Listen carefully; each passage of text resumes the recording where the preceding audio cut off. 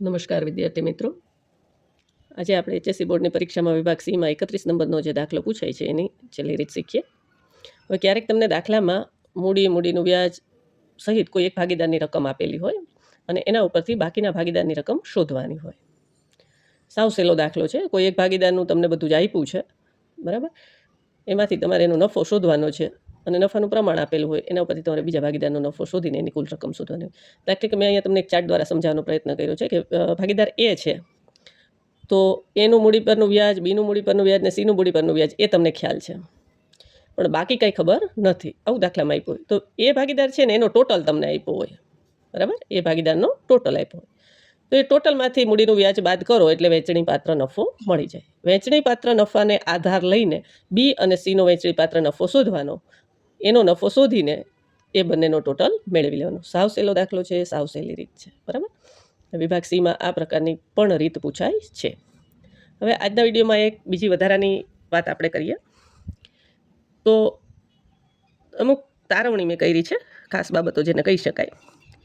તો શું છે, તો દરેક ભાગીદારની આ 4-5 બાબતો છે, યાદ રાખજો. અને પેઢી અને ભાગીદાર માટે આ દેણું છે કે લેણું એ થોડુંક લખ્યું છે.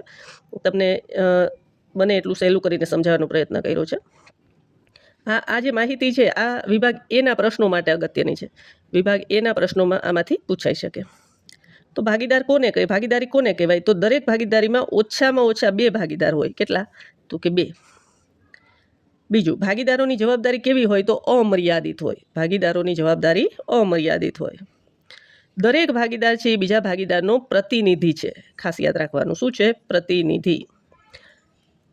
અને અત્યારે જે ભાગીદારીનો નિયમ છે એમાં કંપની નિયમ 2014 મુજબ નિયમ 10 છે, એમાં વધુમાં વધુ ભાગીદારોની મહત્તમ સંખ્યા છે એ 50ની નક્કી કરેલી છે.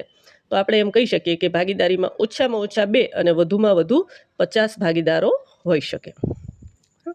બીજી એક વસ્તુ ખાસ અહીંયા ચાર્ટ મેં બનાવીને સમજાવવાનો પ્રયત્ન કર્યો છે કારણ કે વિદ્યાર્થીઓને આમાં બહુ મુશ્કેલી લાગે છે સમજવામાં.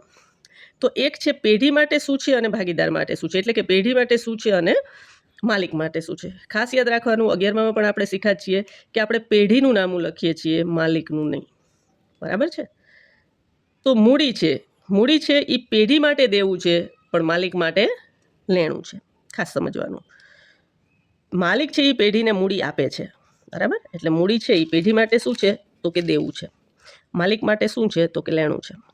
હવે મૂડી પર વ્યાજ, તો મૂડી પર વ્યાજ છે એ પેઢી માટે ખર્ચ છે પણ માલિક માટે આવક છે. ખાસ સમજો, પેઢી માટે શું છે? ખર્ચ, અને માલિક માટે આવક.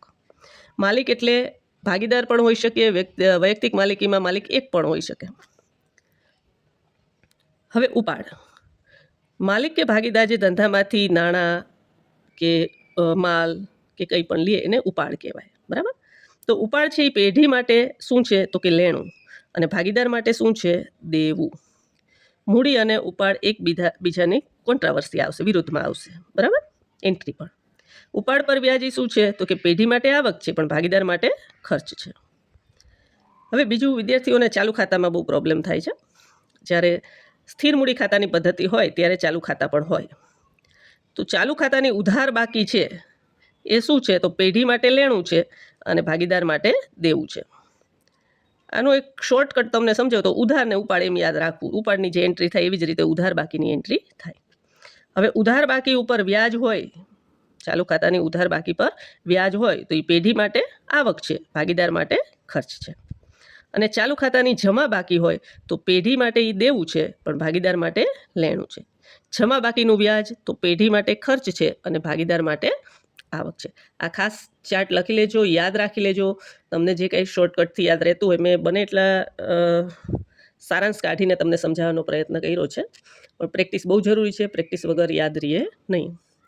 તો આ વિડીયોમાં અહીં સુધી રાખીએ. વિડીયોને લાઇક કરજો, કોમેન્ટ કરજો. તમે કોમેન્ટ નથી કરતા તો મને ખ્યાલ નથી આવતો કે તમને સમજાય છે કે નથી સમજાતું. તો રિયાબેન, દીપિકાબેન, આરતીબેન કોમેન્ટ કરજો તો મને ખ્યાલ આવે ક્યાં તમને કન્ફ્યુઝન છે, મને ખબર પડે, બરાબર છે. તો અહીં સુધી રાખીએ. આગળના વિડીયોમાં પાછા મળીએ છીએ. વિડીયોને લાઇક કરજો, સબસ્ક્રાઈબ કરજો અને શેર કરજો. 12મા ધોરણના વિદ્યાર્થીઓ સાથે વિડીયો વધુમાં વધુ શેર કરજો. અહીં સુધી રાખીએ. અસ્તુ.